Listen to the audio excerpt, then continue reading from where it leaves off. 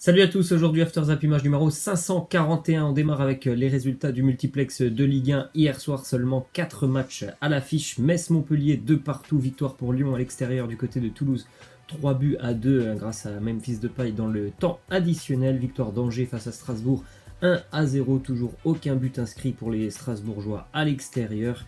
Et victoire pour les Amiénois face à Brest 1 à 0.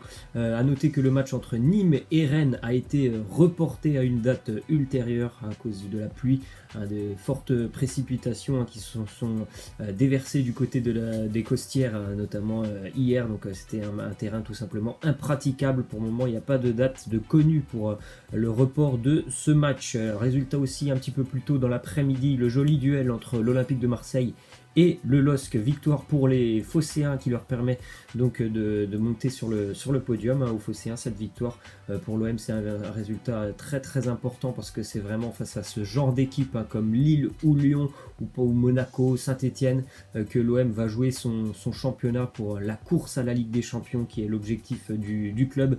But de Morgan Sanson, un CSC aussi pour l'OM de Pierre Gabriel. Les Lillois vont marquer en fin de match grâce à Souma Oro. Grosse déception pour le LOSC qui a été encore une fois très décevant dans le jeu. C'est vraiment depuis le début de saison très compliqué pour les Lillois à l'extérieur. Ils ont énormément de difficultés. Donc voilà, c'est encore une fois une grosse contre-performance pour le LOSC. Il y a une équipe de Lille à domicile et une à l'extérieur. Déclaration de André Villas-Boas qui nous dit: je pense qu'on mérite la victoire, on a joué avec tout ce qui nous a manqué les deux derniers matchs, voilà, la volonté, l'envie, la combativité, le goût de l'effort, c'est ce qu'on a vu hier du côté de Marseille, et c'est vrai que c'est ce qu'il avait manqué sur les deux derniers matchs de l'OM face à Paris et Monaco. Une déclaration de Christophe Galtier, l'entraîneur lillois, qui nous dit tout simplement: je crois qu'on va être au bêtisier du 31 décembre. À ce niveau, on ne peut pas prendre des buts comme ça, 2 buts sur des grosses fautes. C'est vrai que les deux buts marseillais, ce sont des énormes erreurs de la défense lilloise. Ce qui montre bien que le LOSC se déplace très très mal en Ligue 1. Il y a encore beaucoup de choses à régler, et en plus de ça, hier Lille a été vraiment très très stérile offensivement. Petite statistique, Lille n'a tenté aucun tir en première mi-temps face à l'Olympique de Marseille. C'est une première pour les Dogs en Ligue 1 depuis que le site Opta analyse la compétition, donc depuis 2006-2007. Voilà, c'est la première fois en presque 13 ans que Lille n'avait jamais tiré lors d'un match de Ligue 1. Donc c'est sur une première mi-temps, donc c'est une statistique qui montre bien que le LOSC, encore une fois, a d'énormes difficultés à se déplacer. Ensuite, petite déclaration de Rudy Garcia après la victoire de l'OL hier du côté de Toulouse 3 à 2. Rudy Garcia qui nous dit: j'espère que c'est un acte fondateur. On est toujours en convalescence, mais on est un peu moins crispé sur le terrain. Il est vrai qu'hier, c'était encore une fois une situation mal embarquée pour Lyon qui a été mené 2-1 assez longuement dans ce match face au TFC. Et puis, voilà, avec de l'envie, ils sont allés chercher ce résultat, notamment grâce à un excellent Memphis Depay qui prend ses responsabilités depuis quelques semaines. Il a marqué un doublé hier, il a été décisif. Il marque le but victorieux à la 95e minute. Donc voilà, des signaux plutôt positifs pour l'Olympique Lyonnais à l'aube d'un match de Ligue des Champions ultra important pour l'avenir de l'OL, justement dans la compétition européenne. A noter hier que Memphis a signé son 40e but en 98 matchs de Ligue 1. Donc tant mieux pour Memphis qui est actuellement sur une forme assez intéressante avec l'OL, en plus d'être assez bon avec sa sélection des Pays-Bas. On continue avec une déclaration d'un ex-lyonnais, Nabil Fekir, qui évolue maintenant du côté du Betis. Il nous dit: en Espagne, tout est fait autour du ballon. Ça m'a un peu surpris de voir que même les équipes de bas de tableau jouent au football et essayent de construire. En France, ce n'est pas comme ça. Je préfère la façon de jouer d'ici en Liga. Le football en France est complètement différent. Il est vrai que je pense que c'est vrai ce qu'il dit du côté de l'Espagne. On essaie beaucoup plus de jouer au foot, alors qu'en France, il y a certaines équipes qui vont plutôt se concentrer surtout sur l'aspect défensif des choses. Donc c'est certainement plus agréable de voir des matchs en Espagne où le jeu est un petit peu plus ouvert. Ensuite, une petite info, selon l'équipe, Thiago Silva devrait être de retour face à Bruges en Ligue des Champions pour la prochaine journée. Je rappelle qu'il était absent du côté de Dijon ce vendredi. Ensuite, en Espagne, hier, soirée cauchemardesque, ou en tout cas après-midi cauchemardesque pour le Barça du côté de Levante. Pourtant, tout avait plutôt bien commencé. Les Catalans menaient 1-0 à la mi-temps grâce à Lionel Messi sur penalty. Très rapidement aussi, ils ont perdu Luis Suarez. Les examens ont été rendus. Normalement, il y a une petite blessure musculaire quand même pour Suarez. Il devrait être éloigné des terrains pendant 2 ou 3 semaines. Et puis en seconde période, dans l'espace de 7 minutes, le Barça a complètement coulé face à Levante. En 7 minutes, le Barça encaisse 3 buts. Donc voilà, ça fait déjà quand même 3 défaites pour le Barça cette saison.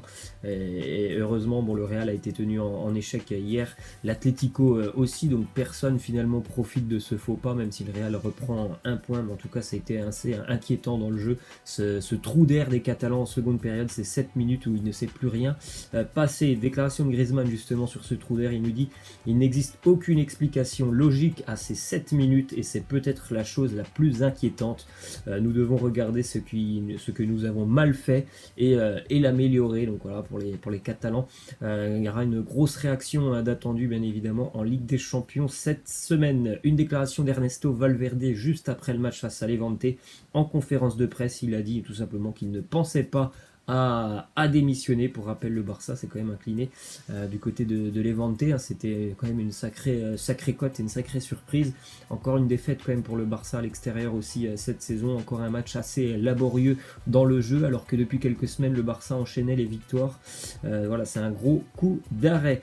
Petites infos sur les grosses équipes ce week-end. Elles ont été vraiment en très grande difficulté. C'est pas une surprise, hein. Il y a la Ligue des Champions dans quelques jours et peut-être que certaines équipes avaient déjà la tête tournée vers la LDC, donc quelques contre-performances. Le Real, on a dit 0-0 face à Betis, le Barça battu Séville Atlético 1 partout, le PSG battu à Dijon 2-1, le Bayern écrasé à Francfort 5-1, Bournemouth qui bat United 1-0, Arsenal Wolverhampton 1 partout. On continue avec hier en Angleterre le duo Manchester City Liverpool qui se rendait quasiment coup sur coup, puisque les deux équipes étaient très rapidement menées 1-0 dans leurs matchs respectifs. City affrontait Southampton à domicile, Liverpool se déplaçait du côté d'Aston Villa, et en seconde période, les Citizens vont prendre l'avantage à la 86e minute en menant 2-1. Et puis Liverpool était quand même mené encore une fois 1-0 jusqu'à la 86e, et en l'espace de 7 minutes, grâce à un très bon Sadio Mané, buteur et passeur décisif, Liverpool s'impose finalement 2-1 du côté d'Aston Villa à la 94e.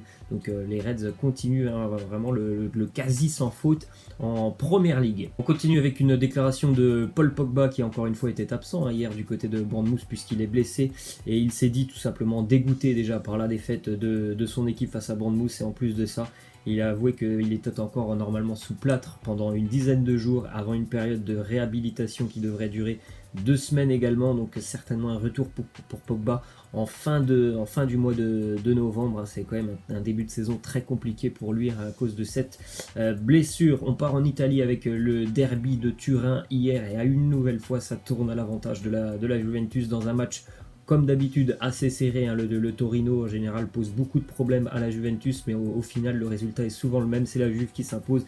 Victoire hier 1-0 pour les Turinois grâce à Mathis de Ligt à la 70e minute. C'est le premier but d'ailleurs du Néerlandais sous ses nouvelles couleurs de la Juve, donc très bon résultat pour la Juve, parce qu'un petit peu plus tôt l'Inter s'était imposé aussi dans le temps additionnel du côté de Bologne. A noter aussi hier dans l'après-midi la belle victoire de l'AS Roma face au Napoli 2-1 grâce à un but de Zaniolo et de Jordan Verretou, le français.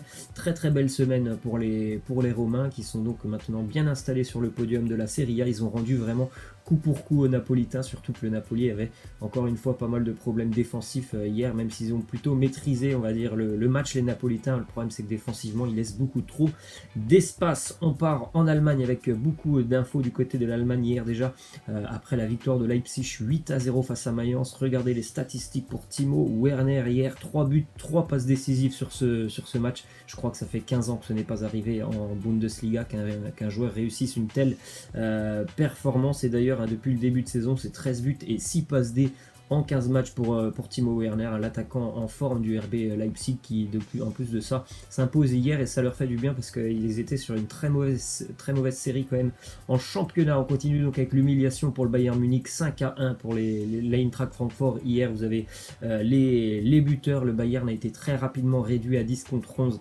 après l'expulsion de Jérôme Boateng et ça a vraiment porté préjudice aux Bavarois. Mais bon, même à 10 contre 11, le Bayern ne doit jamais couler à ce point-là. Et voilà, c'est vraiment une défaite cinglante pour les Bavarois, 5-1 du côté de Francfort. À noter hier que c'était le 300e match de Robert Lewandowski en Bundesliga et comme d'habitude il a encore marqué hier, c'est peut-être le seul point positif pour le Bayern finalement. Hier encore un but pour Lewandowski, début de saison incroyable, 24 buts déjà inscrits par l'attaquant polonais. A noter aussi que l'ancien Guingampais Marcus Thuram commence vraiment à s'acclimater au championnat allemand. Le jeune attaquant français a inscrit 3 buts lors des 3 derniers matchs du Borussia Mönchengladbach. Il a marqué hier du côté de Leverkusen.